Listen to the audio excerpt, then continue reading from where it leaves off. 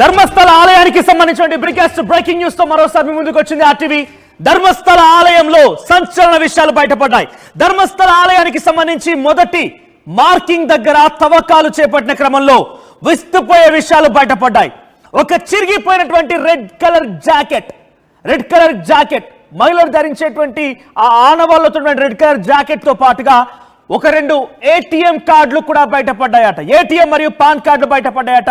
మొదటిగా తవ్వకాలు చేపట్టినటువంటి దాని ఆ లోపల నుంచి ఈ విషయాలు బయటపడ్డాయి. దానికి సంబంధించినటువంటి బిగ్గెస్ట్ బ్రేకింగ్ న్యూస్ మీరు ఆర్టీవీ స్క్రీన్ పై చూస్తూ ఉన్నారు. ధర్మస్థల కేసులో సంచలనమైనటువంటి ఒక అప్డేట్ అందింది. మహిళా మృతదేహం ఆనవాళ్లు లభించాయి. సెల్ నెంబర్ 1 అంటే సెట్ నెంబర్ 1 ఎక్కడైతే అక్కడ స్పాట్ ని గమనించారో ఆ సైట్ నెంబర్ 1 దగ్గర తవ్వకాలు చేపట్టిన క్రమంలో ఒక పాన్ కార్డ్, ఒక ఏటీఎం కార్డ్ తో పాటుగా చిరిగిపోయినటువంటి ఒక జాకెట్, రెడ్ కలర్ జాకెట్ బయటపడిందట. అయితే ఈ విషయాన్ని సుజాత భట్, అనన్య భట్ తల్లి మరోసారి ఈ విషయంలో తన కూతురి యొక్క అవశేషాలను తనకు అప్పగించండి, నేను అంత్యక్రియలు చేసుకోవాలనుకుంటున్నానని చెప్పి తను చెప్పుకొచ్చింది. చూసారా, ఆ లాయర్ బయట పెట్టిన అంశం ఇది. దీని అధికారికంగా సిట్ అధికారులు కూడా దాదాపుగా ధృవీకరించినట్టే భావించాలి. The biggest breaking news RTV screen పై చూస్తున్నాం. సైట్ నెంబర్ 1 లో తవ్వకాలు జరిపిన చోట 2.5 అడుగులు తవ్వగానే చిరిగినటువంటి రెడ్ జాకెట్, పాన్ కార్డ్ మరియు ఏటీఎం లభించాయి. పాన్ కార్డ్, ఏటీఎంల పైన 2 వేరు పేర్లున్నాయట. ఒక కార్డు పైన మగవాళ్ళ పేరుంటే మరో కార్డు పైన లక్ష్మి అనేటువంటి ఒక మహిళ పేరుందట. మరి ఆ లక్ష్మి ఎవరు? దీంతో ఆ ప్రాంతంలో మరింతగా లోతుగా తవ్వాలనేటువంటి ఒక ఆలోచన సిట్ అధికారులు చేస్తున్నారు.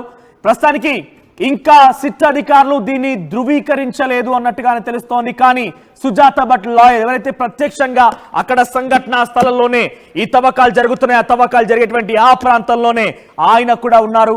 అనన్య భట్ సంబంధించినటువంటి అవశేషాలను అప్పగించమని చెప్పి తనని కేసు వేసి మరోసారి లాయర్ను కూడా అపాయింట్ చేసుకుంది. అయితే ఆ అడ్వకేట్, సుజాత భట్ అడ్వకేట్ ఇప్పుడు ఈ విషయాన్ని ధృవీకరించాడు. ధర్మస్థలంలో 15 మార్క్స్ ని, 15 సైట్లని గుర్తించాడు ఆ పారిశుద్ధ కార్మికుడు. అయితే ఆ ప్రాంతంలోనే ఇప్పుడు తవ్వకాలు జరుగుతున్నాయి. మొదటి రోజున తవ్వకాలు జరిపేటువంటి క్రమంలో 2 అడుగులు తవ్వగానే ఆ 2 అడుగుల్లోనే చిరిగిపోయినటువంటి రెడ్ కలర్ జాకెట్ తో పాటుగా 2 కార్డ్స్ లభించాయి. ఒకటి పాన్ కార్డ్, మరొకటి అక్కడ ఉన్నటువంటి ఒక లక్ష్మి అనేటువంటి ఒక మహిళ పేరుతున్నటువంటి ఏటీఎం కార్డ్. ఈ రెండు కార్డులు కూడా బయటపడ్డాయి. ప్రస్తుతానికి అక్కడ మరింతగా లోతుగా తవ్వాలి. ఇంకా అక్కడ ఏమేం బయటపడతాయోనని చెప్పి అందరూ కూడా చాలా ఉత్కంఠగా ఎదురు చూస్తున్నారు. కారణం అది ఒక నదీ ప్రవాహానికి చాలా సమీపంగా ఉండేటువంటి ఒక ప్రాంతం కాబట్టి అక్కడ మట్టి పొరల్లో కొన్ని మార్పులు ఉంటూ ఉంటాయి. అక్కడ మట్టి పొరల్లో ఇంకా చేంజెస్ ఉంటూ ఉంటాయి. మట్టిని పూర్తిగా ఫ్లడ్స్ రూపంలో అక్కడ అధికంగా అయితే అక్కడ మట్టి గతంలో కంటే భిన్నంగా ఇప్పుడు పెరిగి ఉండొచ్చు, అలాగనే అది తగ్గిపోయి కూడా ఉండొచ్చు. సో ప్రస్తుతానికి ఆ విజువల్స్ మీరు గమనించండి. రెడ్ కలర్ జాకెట్ మరియు పాన్ కార్డ్, ఏటీఎం కార్డు దొరికిన ప్రాంతం ఇదే. అక్కడే తవ్వకాలు జరిగాయి. అక్కడ మీరు చూస్తున్న విజువల్స్ లో అక్కడే తవ్వకాలు జరుగుతూ ఉన్నాయి. సో ధర్మస్థలి ఆలయానికి సమీపంగా ఉన్నటువంటి నేత్రావతి నది ఒడ్డున ఇప్పుడు తవ్వకాలు జరుగుతున్నాయి.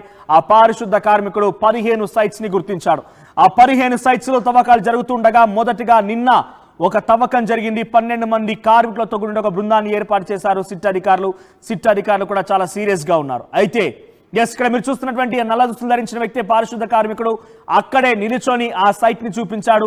మొదటిగా చూపించిన సైట్ లో చిరిగిపోయినటువంటి రెడ్ కలర్ జాకెట్ తో పాటుగా మరో 2 ఆధారాలు. ఇంతకీ లక్ష్మి అనే మహిళ ఎవరు?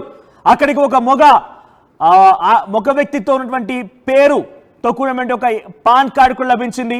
పాన్ కార్డ్ పైన ఒక మగ వ్యక్తి పేరు, ఆ తర్వాత అక్కడ దొరికినటువంటి ఏటీఎం కార్డు పైన ఒక మహిళ పేరు. సో లక్ష్మి ఎవరు? మరి లక్ష్మి కార్డ్ అక్కడికే ఎందుకు ఉండాల్సి వచ్చింది? అక్కడికి ఎలా కొట్టుకు వచ్చింది? నదీ ప్రవాహంలో నిజంగా ఏటీఎం కార్డులు కొట్టుకొస్తాయా? మరి అక్కడికి అటవీ ప్రాంతంలోకి లక్ష్మి ఎందుకు వెళ్లాల్సి వచ్చింది?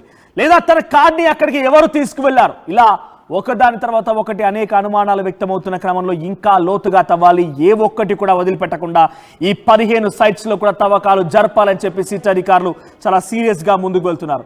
అయితే మొదట తవ్వకాలు జరిపిన ఏ ఒక్క అవశేషాలు దొరకలేదు, ఎముకలు దొరకలేదని చెప్పి సిట్ అధికారులు కొంత నిరుత్సాహపడిన, ఫారెన్సిక్ అధికారులు నిరుత్సాహపడిన వాళ్ళకి ఒక బలమైన ఆధారం లభించింది.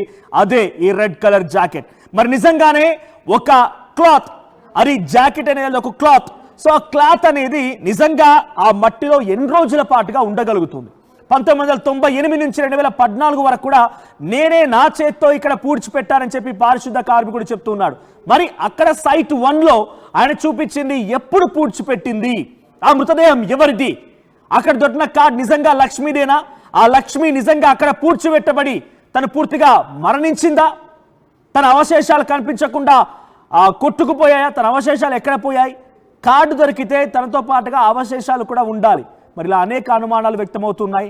ఒకవేళ ఆ కార్డు అక్కడ దొరికింది అని అంటే ఇంతకీ ఆ కార్డు అక్కడికి ఎలా వెళ్ళింది, ఇలా ఒక్కదాని తర్వాత ఒకటి ఇంటర్లింకింగ్ క్వశ్చన్స్ అయితే రేజ్ అవుతున్నాయి.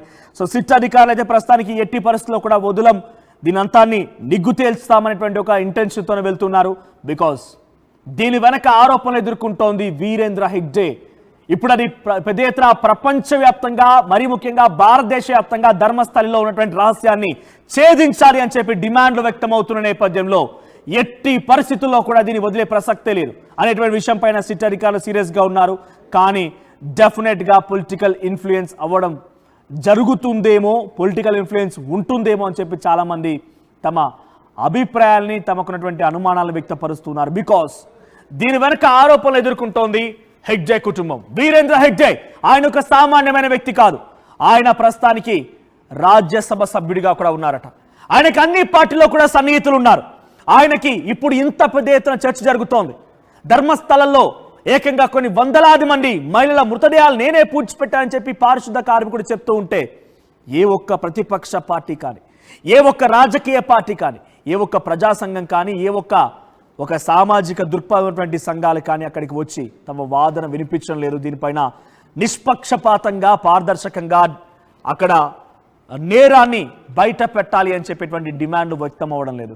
కారణం ఆయన చాలా చరిత్రకమైనటువంటి కుటుంబం నేపథ్యం ఉంది. ఆయనకి 20వ తరానికి సంబంధించిన హెగ్డే ఆయన ప్రస్తుతం అక్కడ ధర్మాధికారిగా ఉన్నాడు. ఆయన పొలిటికల్ ఇన్ఫ్లుయెన్స్ ఉంది. పిఎంలు సీఎంలు అందరికీ కూడా ఆయన చాలా సన్నిహితుడట. నేను ఇక్కడ రాజకీయంగా చెప్పదలుచుకోలేదు, బట్ దీని వెనుక ఇంత పెద్ద తల ఉంది కాబట్టే, ఆయన ఆరోపణలు ఎదుర్కొంటున్నారు కాబట్టే కొంత ఇన్ఫ్లుయెన్స్ అయ్యే అవకాశం కూడా ఉంది. ఏమైనా దాచేస్తారేమో అనేటువంటి అనుమానాలు కూడా వ్యక్తమవుతున్నాయి ప్రజల్లో. అటువంటి చర్చ జరుగుతోంది. సో ప్రస్తుతానికి సుజాత భట్, అనన్య భట్ తల్లి సుజాత భట్ అడ్వకేట్ చెప్తున్నటువంటి మాటలతో ఇప్పుడు ఈ విషయం బట్టబయలైంది. కానీ సిట్ అధికారులు దీన్ని గోప్యంగా ఉంచారు, ఎక్కడ కూడా వెల్లడించలేదు. సిట్ అధికారులు నిజంగా కావాలని గోప్యంగా ఉంచారా, లేదంటే దీని వెనుక రాజకీయ ప్రమేయం ఏదైనా ఉందా అనేటువంటి అనుమానాలు కూడా పెద్ద ఎత్తున మరోసారి జోరందుకు ఉన్నాయి. సో అక్కడ అడ్వకేట్ చెప్తున్న మాట ఏంటి అని అంటే 2 అడుగుల లోతు తవ్వగానే ఒక రెడ్ కలర్ జాకెట్తో పాటుగా ఒక ATM card and pan card బయటపడింది. ఆ ఏటీఎం కార్డ్ పైన లక్ష్మి అనేటువంటి ఒక మహిళ పేరు కూడా కనిపించింది. పాన్ కార్డ్ పైన ఒక వ్యక్తి పేరు, మగవాళ్ళ పేరు ఉంది అని చెప్పి అడ్వకేట్ చెప్తున్నారు. ఆ తర్వాత రెడ్ కలర్ జాకెట్ కూడా ఉంది. అయితే నిజంగా క్లాత్ అన్ని రోజుల పాటుగా డీకంపోజ్ అవ్వకుండా ఉంటుందా అని చెప్పి నేను కొంత గూగుల్ చేసే ప్రయత్నం చేశాను. ఒక అంగి బట్ట, ఒక జాకెట్, క్లాత్ ఏదైనా కానివ్వండి, ఒక వస్త్రం భూమిపై పడిపోయిన తర్వాత ఎన్ని రోజుల పాటుగా డీకంపోజ్ కాకుండా తునాతునకలైపోయి మట్టిలో కలవకుండా ఉంటుంది. నేను సెర్చ్ చేసినప్పుడు సుమారుగా 25 ఏళ్ల పైబడే ఉండే అవకాశం ఉంది. 25 ఏళ్ల పైబడే ఉండే అవకాశం ఉంది అని అంటే 98 నుంచి 2014 వరకు సుమారుగా 25 ఏళ్ళు కావస్తోంది. మరి అక్కడ ఆ రెడ్ కలర్ జాకెట్ ఎప్పుడు పూడ్చివేయబడింది, లేకపోతే అక్కడికి ఎప్పుడు వచ్చింది, అది ఇంకా డీకంపోజ్ కాకుండా ఉండిపోయింది, మట్టిలో పూర్తిగా కలవకుండా ఉండిపోయింది అని అంటే 25 ఏళ్ల లోపు ఉన్నటువంటిదే. అంటే అక్కడ ఏదో మృతదేహం ఉంది అనేది మరింతగా